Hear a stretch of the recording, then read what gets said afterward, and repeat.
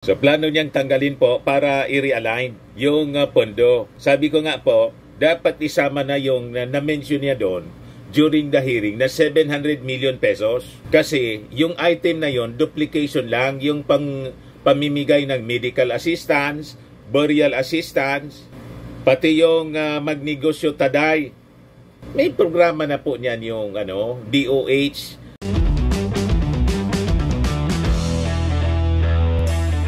Ito naman po yung bago naming product na binibenta online. iGlow Serum, whitening po siya. Tingnan ninyo yung epekto sa aking anak na architect before and now. Yung mga inquiries po ninyo, dumiretso na lang kayo sa kanyang Facebook account, Riz Maravillas. Sabi ni Inday mga kababayan kahapon, wala man daw siyang plano na tumakbo sa pagkapangulo. Yan po, Sarah says she has no plans to run for president. Kahit po magplano kayo na tumakbo sa pagkapangulo, malabo na po. Lumabo ng lumabo yung pangarap mga kababayan na manalo sa pagkapangulo si Inday. Lalo na kahapon nang mag-attend siya ng budget hearing ng kanyang opisina, lalong dumilim. Kasi lalo siyang nakilala ng ating mga mamamayang Filipino kung ano yung pagkatao ni Inday. Lalong linubog ni Inday sa kumuno yung kanyang sarili. Pero anya Mr. Maravillas, yung statement ni Inday, naniwala ka dyan? Yung tatay nga niya po, hindi maniwala. Lalo yun sa sinabi ni Inday, natatakbo yung kanyang tatay at dalawang kapatid sa pagkasenador. Sabi mismo ng tatay, maniwala ka dyan kay Inday. Dinadjamming lang kayo niya ng todo. Anong gagawin namin dyan sa Senado? So alam ng tatay, mga kababayan, na si Inday isang sinungaling. Kaya sino maniniwala dito sa sabi niya, mga kababayan ngayon, na wala siyang plano na tumakbo sa pagkapangulo? Tatay nga niya, hindi maniwala sa kanya. Paano ba naman anya, Mr. Maravillas? Pareha silang dalawa. Ganon nga po. Kilala nila yung bawat isa mga kababayan na yung kanilang mga nilalabas na statement po, hindi po reliable and most of the time baliktad. Tama ba? Mismong si Inday po nagsabi na yung pagiging honest niya, hindi man dapat nagiging base sa pagpili ng isang opisyal. Ganon katindi, mga kababayan. So yun ang sabi rito sa balita. Sarah says she has no plans to run for president.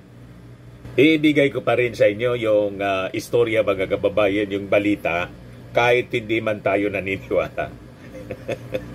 Anyway, statement niya to na hindi man po kapanipaniwala. So yun yung sabi niya after ng hearing kahapon sa Senado ng kanyang budget, mga kababayan, amounting to 2.37 billion or an 8.05 increase, 8.05% increase. After the hearing kasi, nagpa-press con siya. Tapos, sabi ni Inday, wala niya akong pake kung impeach ako ng Congress. Kasi may mga barkada daw siya sa Congress, ang mga congressmen siya, siyempre, yun ang sinasabi sa kanya. Isabi po nag-leadership ng Congress. Wala ba na niyang ganun? Ilang beses na nagsalita yung Kongreso. Ang siging daldal man lang po na may impeachment, si Harry Roque man lang po. Tapos yung mga nausog vloggers, sila man lang ang siging palitaw na may impeachment laban kay Inday. Pero yung Congress po, sabi ni Congressman Erwin Tulfo, kausap ko niya si Speaker Martin. Yan po. But Deputy Majority Leader Congressman Erwin Tulfo said, Speaker Martin Romualdez had confirmed that there were no moves to impeach the Vice President. Nanggagatong lang ng gulo si Harry Roque para makakuha ng sympathy mula sa mga mamamayang Filipino, si Inday. Na gusto na niyang gawing acting president kasi yung ating Pangulong Bongbong Marcos daw bangang. Yan po ang script nila. Ngayon, sabi naman po ni Gabriela Partelis, Representative Arlene Brosas, na ito ang announcement ni Inday should not be taken with a grain of salt. Kasi niya, she could be like her father, si Digong, na nagsabi, hindi siya tatakbo, pero tumakbo. O, diba? Wala nang maniwala sa kanila. Alam na yung strategy po. Ang ginagamit nilang strategy po sa politika, kasinungalingan. Diba? Pagkatapos, magsusulat ng libro tungkol sa tunay na kaibigan daw. Butit, sabi mga kababayan, yung may latest ngayon, nabasa na kasi diniliver na sa kanya yung sabi libro na gustong punduhan ng 10 million pesos. Ayan po, nabasa na ni Risa. Plano niya itong i-realign yung 10 million pesos. Kasi it is inappropriate for an official to use public funds to publish a book. So sabi niya, I think in principle improper. Improper yan, na request na yan. Dahil kung mayroon kang sinulat na libro, kung ikaw sumulat niyan, hindi dapat gamitan ng government funds or taxpayers' money para ipamudmod. Tama. Pagkatapos, ang kwento tungkol sa buhay niya, ang magbabasa yung mga bata. Yan naman po may tuturo ng librong yan, pakinabang ng librong yan, na siya yung author, na hindi man siya po mas mabuting halimbawa sa mga bata.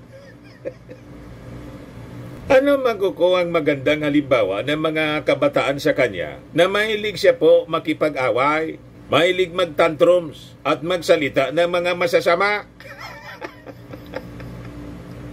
Di ba po? Yan sabi po ni Hontiveros, it's a proper item for realignment. So plano niyang tanggalin po para i-realign yung pondo. Sabi ko nga po, dapat isama na yung na-mention niya doon during the hearing na 700 million pesos. Kasi yung item na yon duplication lang, yung pamimigay ng medical assistance, burial assistance, pati yung magnegosyo taday. May programa na po niyan yung DOH, may programa na yung DSWD, pati yung DOLE sa magnegosyo kaday. So kinopya ni Inday, mga kababayan, yung mga programa ng line agencies para may rason siya na kumuha ng pondo. Tama ba yun? So dapat tanggalin na po siya, ibalik na lang po sa dati. Hindi pa nga niya may paliwanag yung 125 million na confidential funds kung saan ginastos. Sabi nga ng iba na mga nag-react na mga netizens po, dapat piso budget lang yung Office of the Vice President. Wala mang pakinabang. Tama. Yung sabi po ni Hontiveros, naniniwalaan niya ako that the purpose of the book was to allow the Vice President to introduce herself to children in rural areas. Of course, the book contains the photo of Duterte and a short description on who she is. Yung sabi po ni Hontiveros, yung DepEd niya na dating pinamumunuan ni Inday already struggles on the shortage of textbooks. Kumbaga, yung budget na yon, idagdag na lang sa pambili ng mga libro tulad ng mga math books, science, at iba pang mga kinakailangan, totoong kinakailangan ng mga mag-aral. Hindi yung tungkol sa buhay niya. Kasi wala man na mapupulot na mabuting aral sa buhay niya, yung ating mga kabataan, malinaw po. Baka matulad pa sa kanya, tingalain siya ng mga bata na yung kanyang mga pinagagawa na pagtantrums, papalabas ng mga masasamang salita, yung pagiging palaaway, tama. Di ba? Isa pang isyo, yung libro ni Inday, parang kinopya lang. Plagiarism. Sabi dito po, sabi ni Benji Contreras, isang loyalist, mukhang pariyo ata ang plot ng dalawang libro na to. Yung Oli ni Andy Ronton at ang isang kaibigan ni Sara Duterte Carpio. Parehas po yung presentation. Ayan po, sabi dyan. Oli and Wormy just want to help. Best friends Oli and Wormy have days filled with adventure and hearts filled with kindness. And when they discover a bluebird family living in a damaged tree, They want to help out the best way they can by building the birds a new home. Parehas ng plot ng libro ni Inday, yung Quago tapos yung Luro. Nasira yung bahay ng Quago na nasa ituktok ng kahoy na mangga dahil sa masamang panahon sa storm. But when Oli and Wormy, sabi dito sa The Oli, share their gift, the birds don't welcome the new birdhouse quiet as Oli and Wormy had hoped. With a big storm moving, tingnan ninyo, parehas may bagyo, moving in, can Oli and Wormy help get the birds and their chicks to safety before it's too late? Through a unique blend of words and symbols, Oli can be read by the youngest readers, and it is a great introduction to graphic novels. Ang author-creator po niyan, si Andy Ronton. Malamang yun ang kinopya ni Inday. Parehas ang plot. Para sa kwentong pambata, mga kababayan ng isip bata. Ito, hindi isip bata. Yung author, yung librong Isang Kaibigan, mga kababayan, isip bata, yung author, mahilig po magtantrums. Tinatanong ng maayos kung ano yung content, napunta po sa politika, humingi ka niya ng tulong noong pumunta ka sa Davao para manalo. Ilang talo ka na niya? Sinagot na lang ni Risa, 2 niya. Napunta sa politika, malayo yung sagot sa katanungan, mga kababayan ni Risa Ontiveros.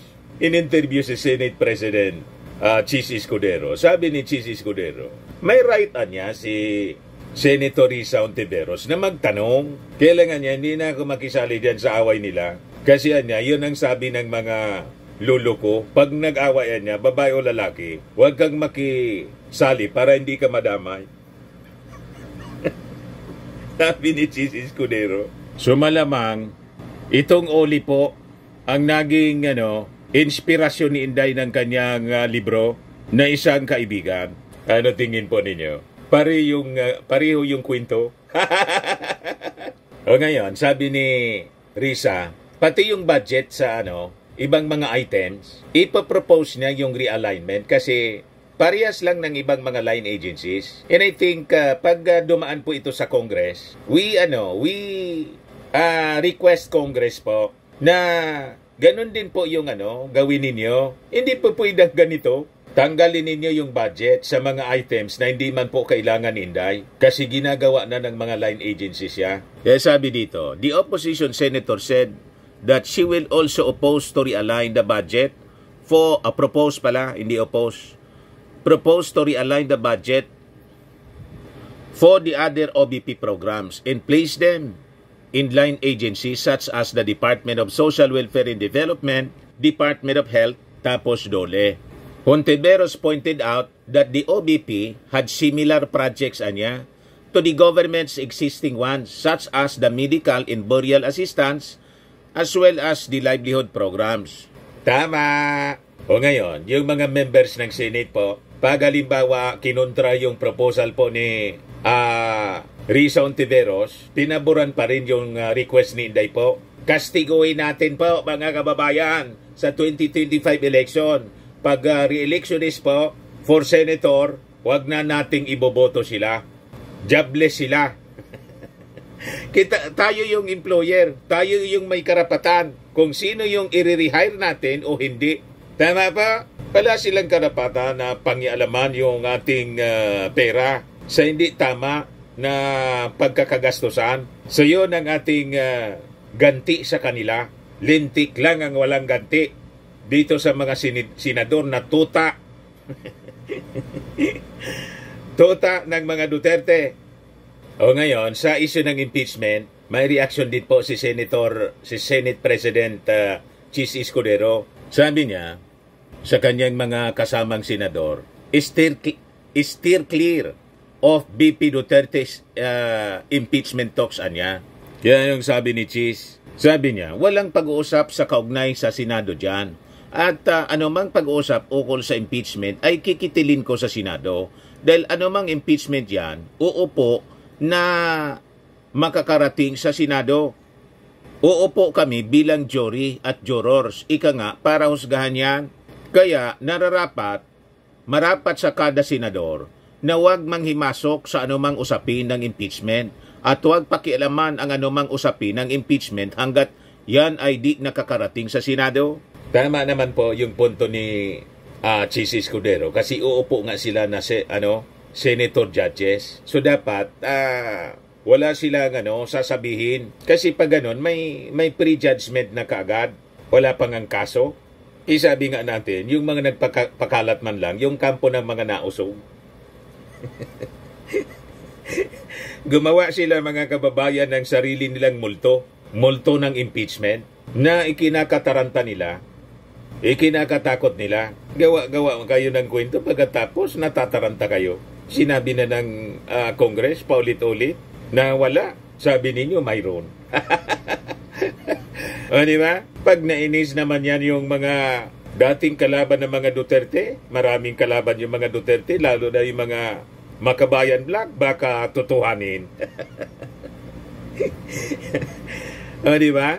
O ngayon, going back sa libro ni Inday, may paliwanag yung Office of the Vice President kung magkano. Yung printing daw, nasa 50 pesos per copy, sabi ng Office of the Vice President. Ayan po. So, plano nila na mag-print ng up to 200,000 copies, sabi ni OBP spokesperson Michael Pua.